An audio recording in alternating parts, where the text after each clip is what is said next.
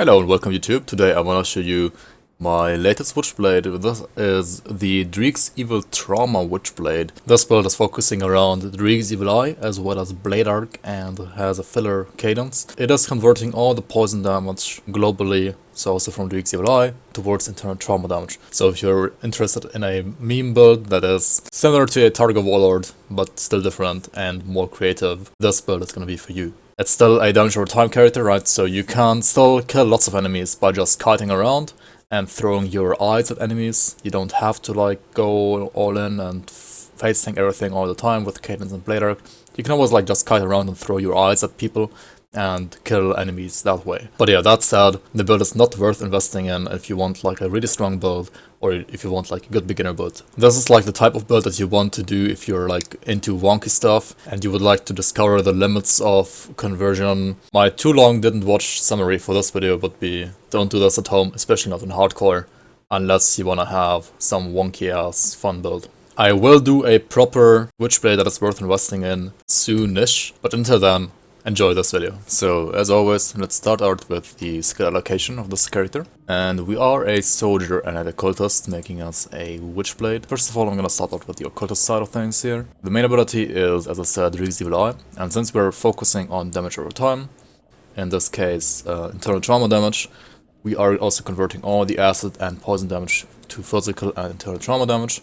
So we are maxing out the nodes here that give us poison damage, which means the first Dreeg's Evil Eye line and the second Bloodburst. And we're also getting the transmitter here, which does increase our total damage by 1.25 additionally, so like all of this damage will be multiplied by 2.25 basically, and also gives me more crit damage and does reduce enemy physical damage, as well as, well, gives us like more radius, more AoE, right? But also gives me a cooldown on this, which is fine because we're mostly like playing around damage over time, so we don't mind the cooldown. Also, we have 1-pointers into Terrifying Gaze and Wild Eruption. These don't really give you damage, like flat damage over time though, so they're not that important. This one does give you poison damage, so this would apply first for this poison damage before the conversion, but it's still, from my experience, not really worth it to put more than 1 point here. Next up we have Solaris Witchfire and Second Right, just 1-pointers here for like, well, mostly for the vitality resistance. Other than that, this is like kinda whatever. We are converting a little bit of the chaos damage to physical here, but it doesn't really matter too much, and if you don't want to use those, you can also like not take these 2 points. They're not that necessary. Next up we have Curse of Reality. First part max out because we're a physical build, right, and physical does need every single piece of, like every single percent of physical resistance reduction that it can get.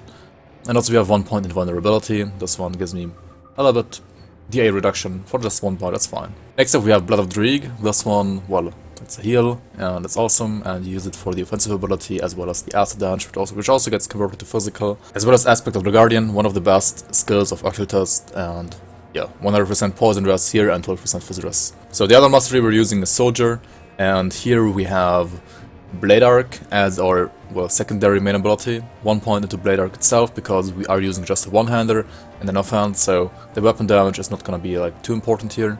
More important though is the flat internal trauma damage on Laceration, as well as the transmitter on Clean Sweep. This will again multiply all the damage that we have here by 2.75. This is like your secondary source of internal trauma damage through Laceration.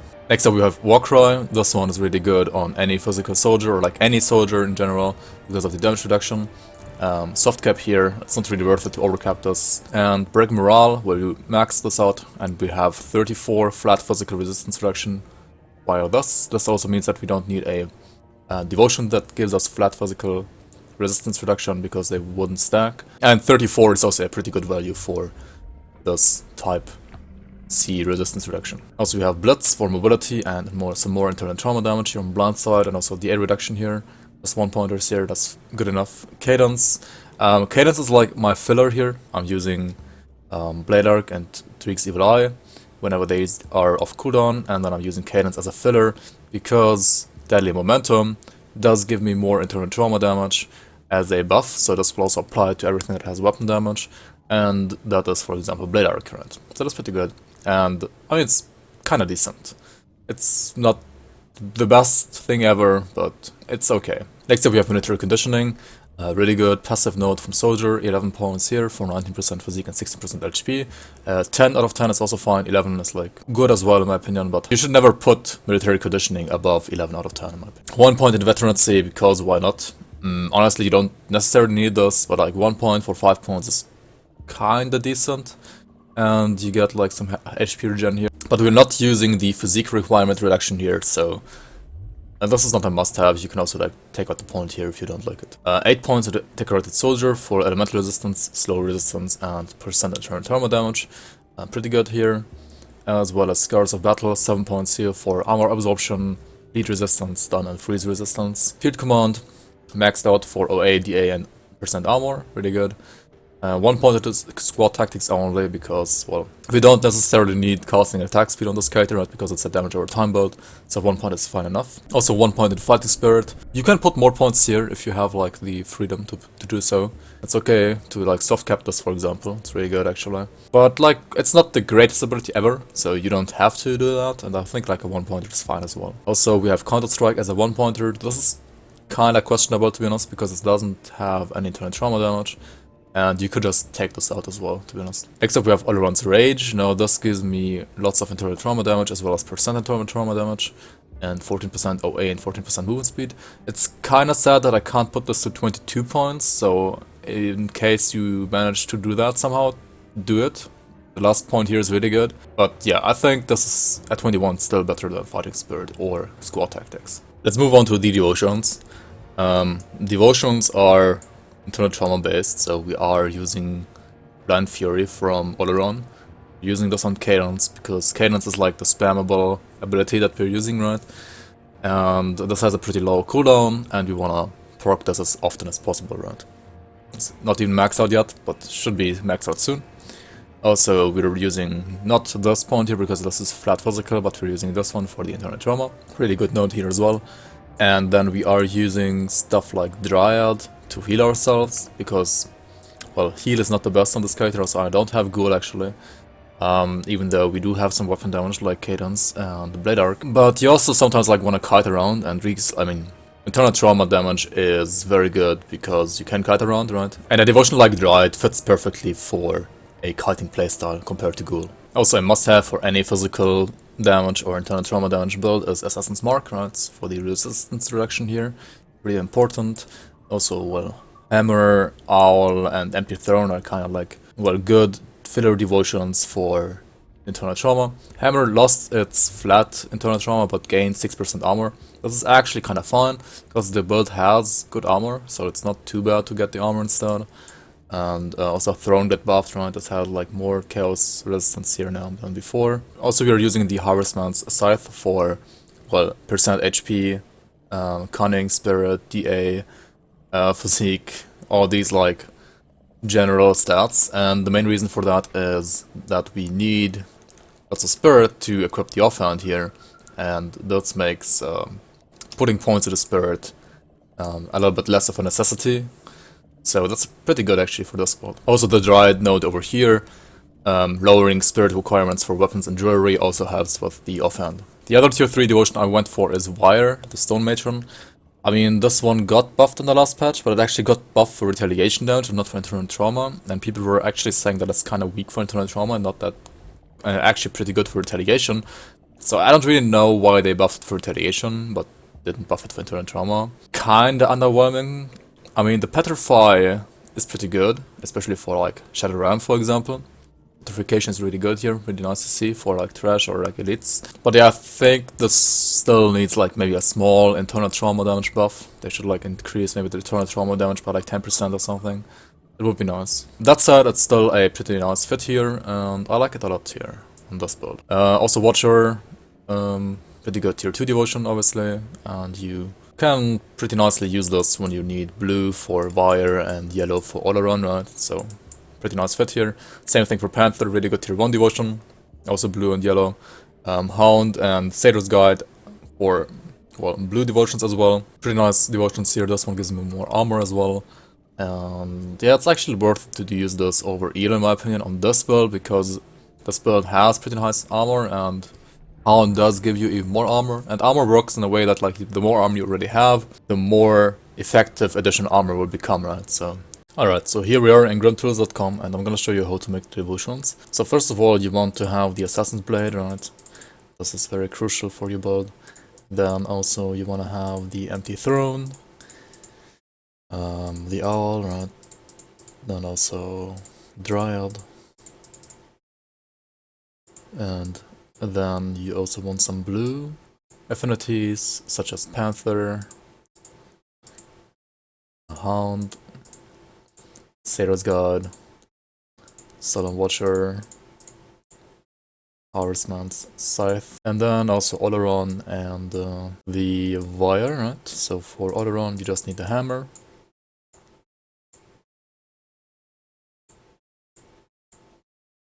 And for the Wire you need... Oh yeah, we need one more point here, so we need to take out the green one, I mean the yellow one here. And then we put the proc onto any permanently active passive aura like Oleron's Rage, for example. Alright, let's put on the buffs here, and I'm gonna show you the gear that I'm using. So we are using some weird items here, and so first of all, the core of this item, of this build rather, is Inashkor's Corrupted Head. And this idea came together before the last patch, so I didn't know this gives you like Physical Doombolt now. That's like another build that you could do with this item now. Physical Doombolt, which looks kinda interesting. But that's not the purpose of this build. We're using this offhand here for the acid to physical conversion, as well as +1 All Soldier and +1 Occultist, as well as CDR. Casting speed attack speed is okay as well, and percent eternal trauma damage is really important as well. Also, these Inashkor's heads have the Corrupted Guard proc, which basically is like a mini ghoul. So this is like another reason why I'm actually not using ghoul on a build like this, because Corrupted Guard is basically like a mini ghoul, right? It does restore your HP, it does give you huge lifesteal, it even gives you more damage and more percent HP. The only thing it doesn't give you is physical resistance, but it's still really good. The other core item for this build is the Agenborg Girdle. This one has the remaining acid to physical conversion.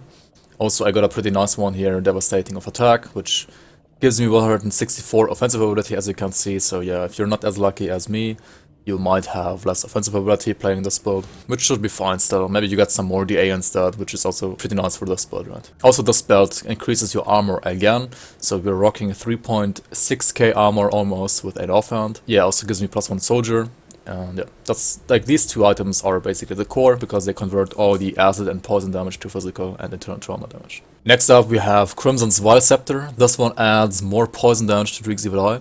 And you want prior suffixes that either give you all damage or physical damage. I got Occultists of Sanctification.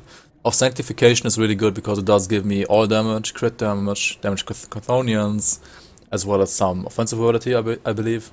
And also this one gives me +2 Dreeg's Evil Eye, and also adds flat poison damage to Dreeg's Evil Eye, right, which gets converted to physical, aka internal trauma, again. Next up we have the Voice of Dreeg. This one is replaceable, definitely replaceable, but it does give me +2 Dreeg's Evil Eye, as well as weapon damage to Dreeg's Evil Eye, so this will also make my lifesteal work better on Dreeg's Evil Eye. You could use something like a Ravager Helm instead, that's always an option, right? For ring number 1, I'm using Mythical Ring of the Black Matriarch. This one does have some poison damage, which again gets converted to internal trauma damage. Also, it has percent internal trauma damage, and most importantly, the Venom of the Black Matriarch. And this one does have physical resistance as well as poison damage, which again gets converted, so it's like a perfect fit for this build actually. And secondary, I'm using a Crownless Signet of Ruin. Of Ruin does give me internal trauma damage. Warped is Aether damage, so Warped is useless here.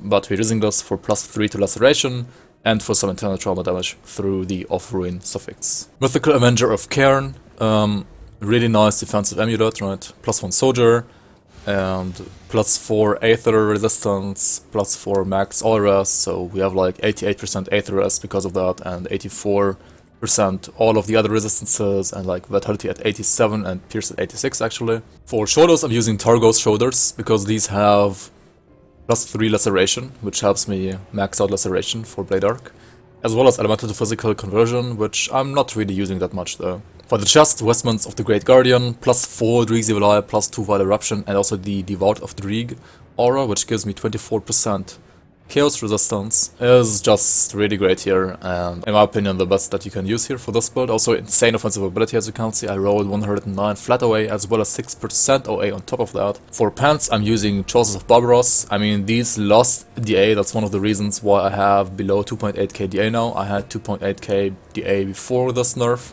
Oh well, it's still pretty good. Just have to like try to fix the DA hole a little bit through some other items maybe now. Some kind of Nemesis pants would be really good here as well. I mean, that said, Barbaros still has the Battlecry proc, right? Battlecry proc is really good. Gives you 150% all damage again. And the one thing that build is struggling a little bit with is percent damage. Like, all the values are pretty good here actually. Like, OA is really good, HP is good, flat damage is good on Dreeg's Evil Eye, etc. Right? The only thing that's a little bit lackluster is the trauma modifier. So any like percent trauma that you get from any proc, such as for example the Battle Cry proc, is gonna help this build a lot. For the Heretic, I'm using Serenity, yet again, kinda unexciting here. This one has a pretty bad completion bonus with the freeze resistance. That's kinda whatever, right? You don't need it at all.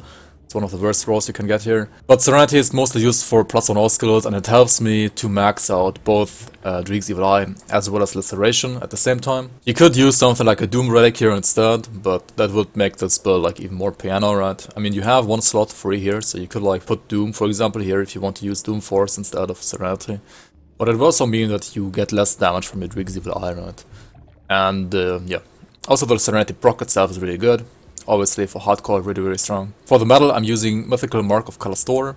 This one, well, it's mostly used just for like percentage trauma damage, offensive ability, armor, and the Earthquake proc, which gives me another source of internal trauma damage. For boots, we're using Mythical Stone Traders. These give me +2 Bloodburst, which is more internal trauma damage on Dreeg's Evil Eye, as well as the Stone Tread proc, which is pretty nice against physical and pierce damage. Also gives me more armor. Also, besides the proc, it has 9% armor on top and also 91% internal trauma damage. So pretty nice here. For the gloves, we're using Grasp of Unchained Might. This does give me more weapon damage as well as internal trauma damage for Blade Arc. The weapon damage I don't really care too much about, but internal trauma damage is really nice, as well as +2 to Oleron's Rage. It's really good for any internal trauma damage build. And yeah, that's it for the gear and all the theory crafting. Let's check this build out in action.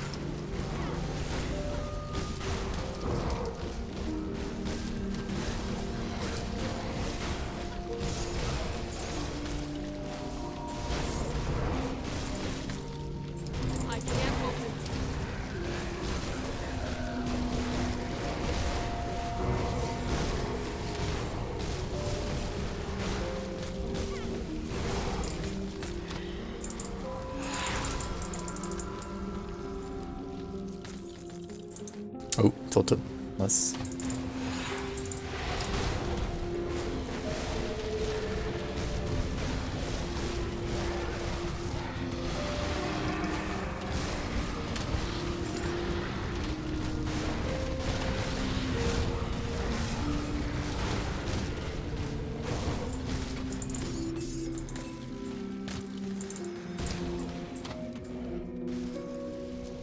Also, it's time to get Elgor's Eye. Hopefully. Hopefully we get like a good Amarasa's Blade Burst one. I really want that one.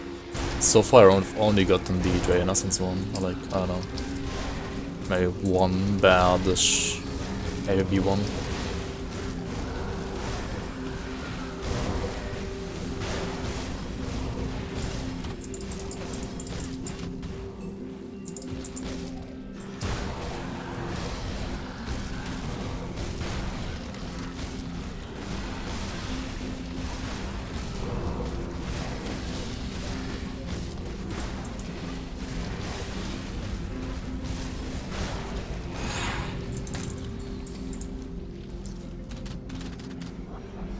Mighty of the Badger. I mean, oh well.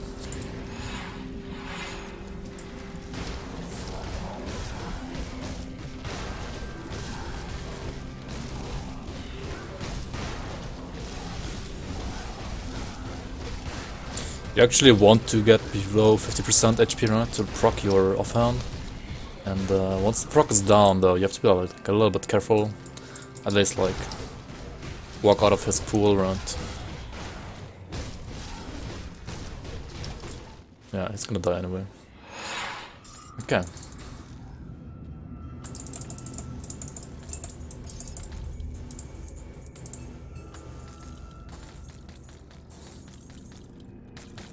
Okay, so one thing that I've noticed here is that they have somehow fucked up, or maybe it's actually intentional, but if it's intentional, this is not that good.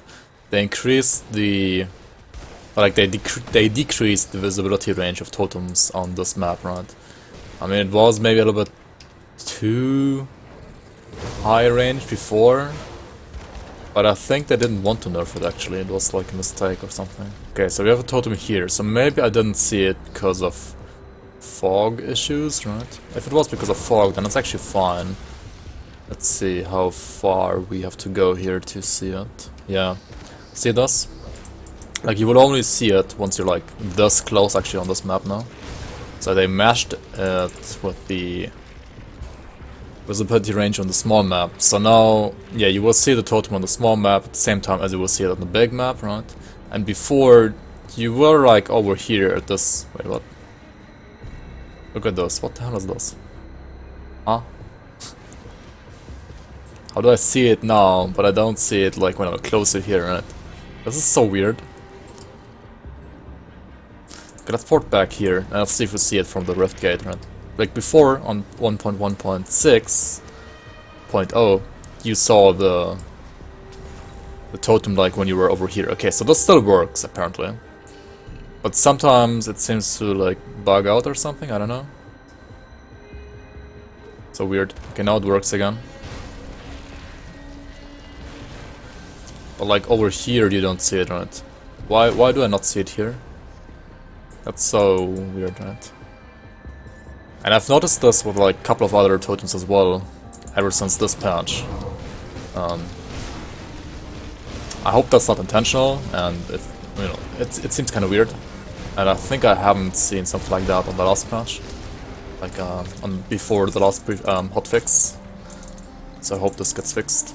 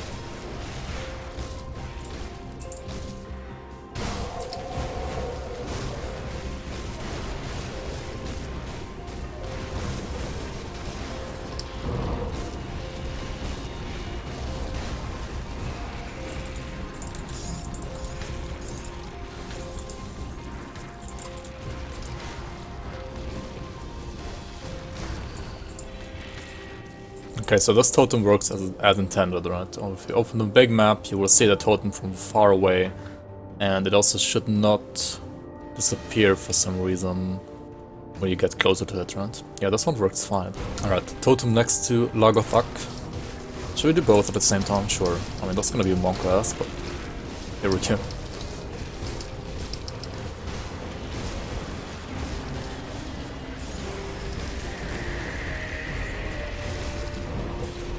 Alright, we got the proc up.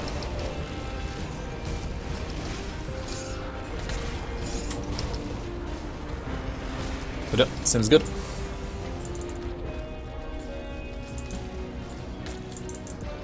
So we got a Imperious of the Gildem Arcanum, which is pretty good actually, right? Here's Fire, Chaos, Skill Disruption, Protection. Alright, Shar'Zul, here we go. Shar'Zul, Shar'Zul. Still no Word Eater. Does it even exist? Pepe Hands. Never Word Eater. I mean, we should just be able to face tank this guy, right? They have procs and enough resistances, and I use a cluster for no reason, what the? Nice misclick. Whoopsie.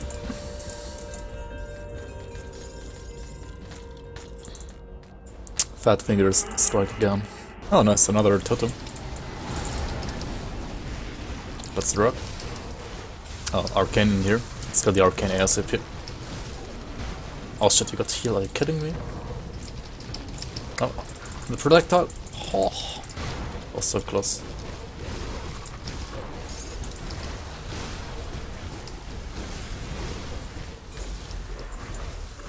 Okay, who the F killed him?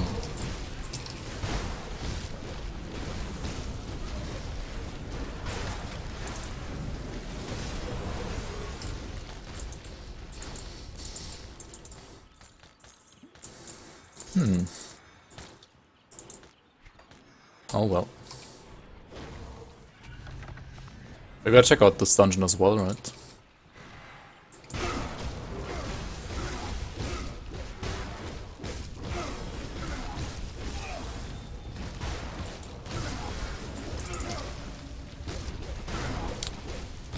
Yeah. Killing this guy takes a little bit longer than usual on this build. Oh shit, also like walking inside the petrification orbit isn't gonna happen, right?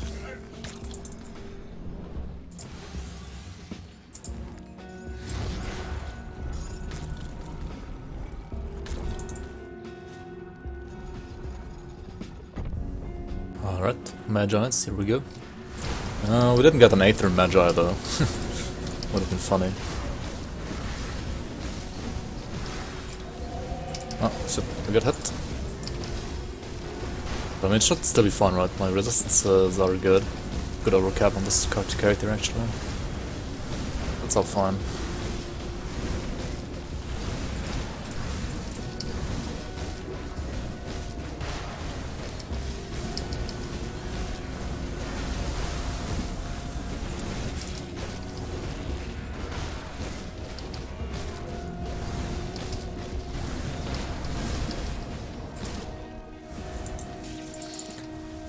Like, tankiness is really good on this character, I feel like, but damage is, well, a little bit subpar.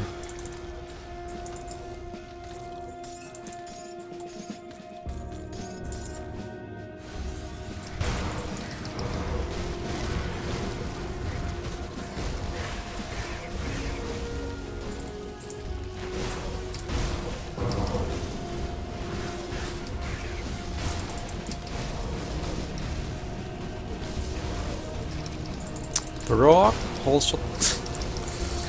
Okay. You got stunned a bit there.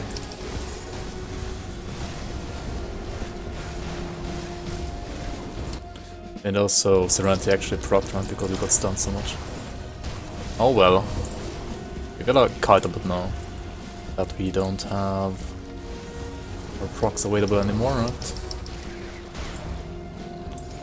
I mean, that's what this build is about, right? Kiting around.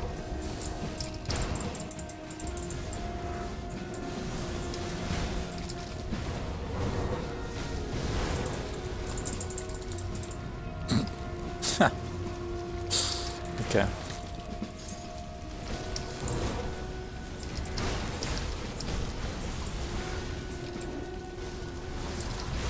The memes will live on. Oh shit, okay. Procced again. I don't wanna walk into meteors though.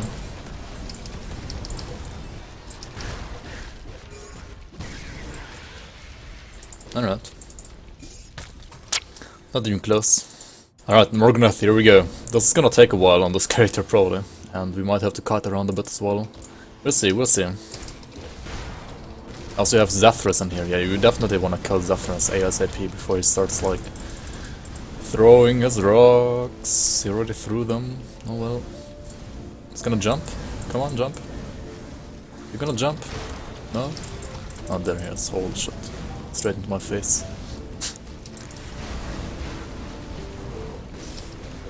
Alright, Zephrys is down. Now we have the proc up as well. We can tank a bit here.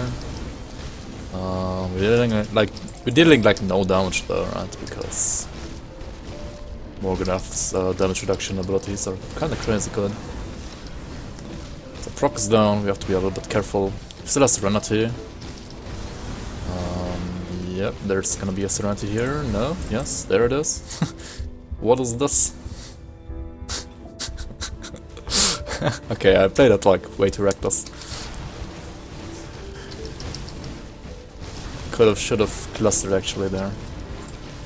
Probably.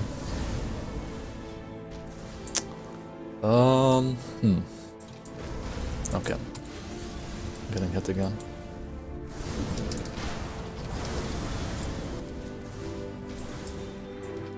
Yeah, just kite turret.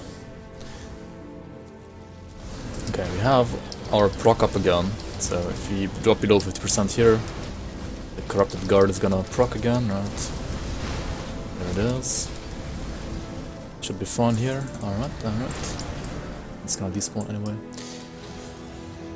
I mean, yeah, you can definitely beat all the content in this guy, but at least all the main campaign content, and also like some SR, lower SR stuff if you like kite properly and like know how to play a character like this. But yeah, if you play as reckless as I did right now, you might actually die to some stuff, so I mean, it's not like the best hardcore build ever, obviously. I mean, that said, the character can still kill Lokarr, for example, and we're gonna try to do that here as well. Freeze resistance 80%, so we're fine to go in here without any pots.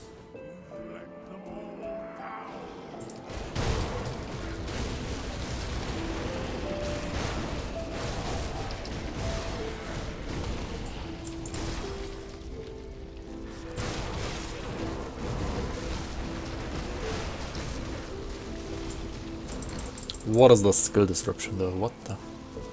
Oh, Dark One's Hood though. Nice. Give me that. Alright, so the first time I tried to do this guy with all the potions up, which was probably necessary because my day is garbage on this character, right? So if you do fight Lokarr, try to usually do him with like all the potions up, as well as Elixir of Dranghul, right? For offensive and defensive ability. That said, I'm gonna try to do him without potions here. Let's see how we fare here.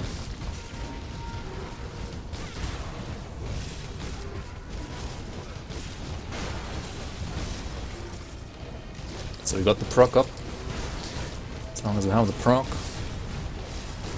Should try to face tank. Okay. Oof, Serenity proc as well. Okay. Yep. It's not that easy. Shit, man, the stun kinda got me here.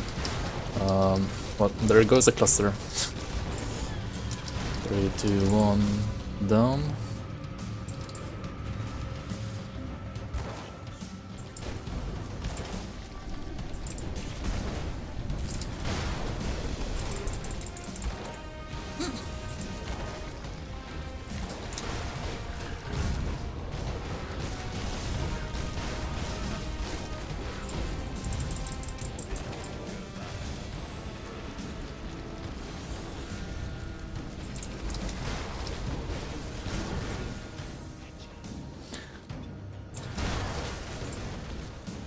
So my proc is available again, right? So we could tank him a bit now again.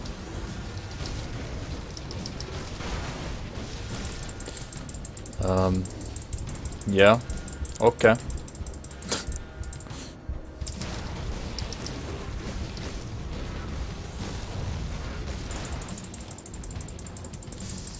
I had to put holy. What is this? Okay, yeah, don't do this guy without potions on this character. Holy shit, dude. And that's kind of a joke now, to be honest.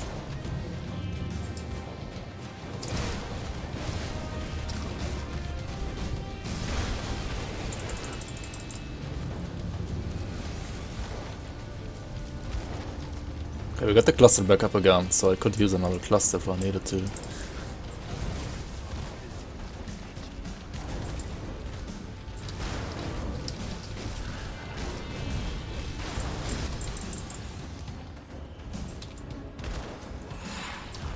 Yeah, I feel like this guy can like crit me or something. Okay, that was the clone, which didn't crit me, but...